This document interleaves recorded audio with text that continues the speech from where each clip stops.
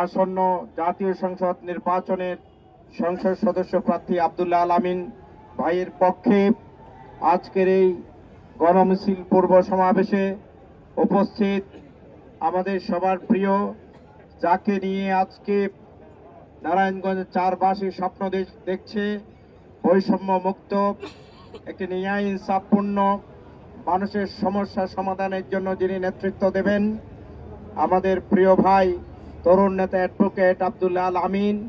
উপস্থিত জামাত ইসলামের বিভিন্ন পর্যায়ের নেতৃবৃন্দ, 11 দলীয় জোটের বিভিন্ন পর্যায়ের সংগ্রামী নেতৃবৃন্দ, সাংবাদিক বন্ধুগণ, উপস্থিত নারায়ণগঞ্জ 4 আসনের বিভিন্ন পর্যায়ের সম্মানিত ভোটারবৃন্দ, আমরা স্পষ্টভাবে বলতে চাই, নারায়ণগঞ্জ 4 আসন হচ্ছে নানাভাবে আলোচিত এবং সমালোচিত একটি সংসদীয় আসনের এরিয়া।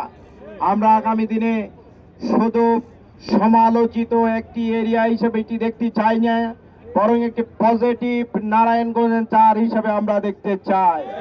যদি সেটি নিশ্চিত করতে পারেন আর আমরা যদি সাথে থাকতে পারি, আমরা মনে করি নারায়ণগঞ্জ 4 আসনে 12 তারিখ এক বিপ্লবের মাধ্যমে, নীরব ভোট বিপ্লবের মাধ্যমে আমরা জনগণের অধিকার আমরা ফিরে পাব।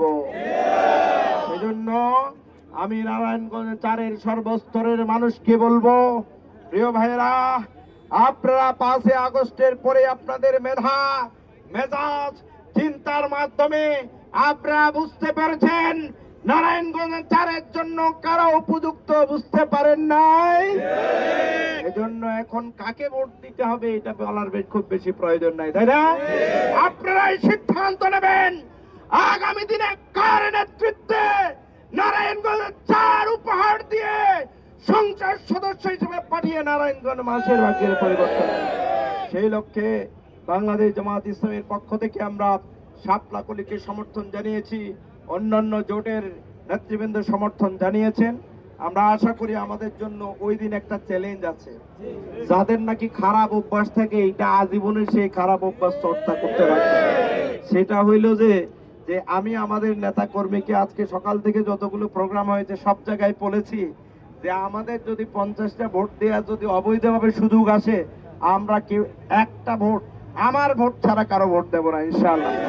আবার ঠিক একইভাবে আমার ভোট আমাকে দ্বারা দিতে দেবে না, অথবা নিজের ভোট দেওয়ার পরে 50টা ভোট দেওয়ার জন্য যারা চেষ্টা করবে তাদেরকে হুঁশিয়ারি উচ্চারণ করে বলতে চাই, সেই স্বপ্ন আর বাস্তবায়ন হতে দেওয়া হবে না।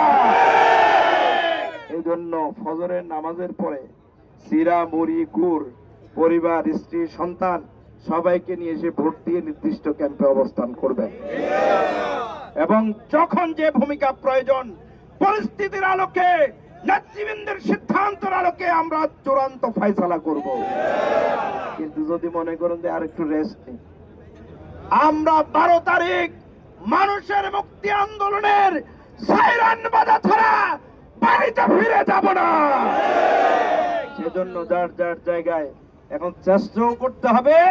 5 আগস্ট শুধু আমাদের চেষ্টার কারণে হাসিনা বিদায় হয়নি, সাহায্য করেছেন স্বয়ং আল্লাহ তাআলা। কে সাহায্য করছেন? ঠিক একইভাবে আমাদের চেষ্টা সাধনা করতে হবে, সাহায্য করবেন কে? আমরা যদি আল্লাহর উপর তাওয়াক্কুল করি, কোন ধরনের ভয়ভীতি, সন্ত্রাস, নৈরাজ্য দিয়ে শুধু নারায়ণগঞ্জ 4 নয়, বাংলাদেশের মানুষকে আর দাবিয়ে রাখা যাবে না। সুতরাং আসুন, আমাদের মা বোনকে যারা লাঞ্ছিত করে, অপমানিত করে, তাদেরকে লাল কার্ড দেখাবো। যারা দুর্নীতিতে চ্যাম্পিয়ন হয়েছে তাদেরকে লাল কার্ড দেখাবো।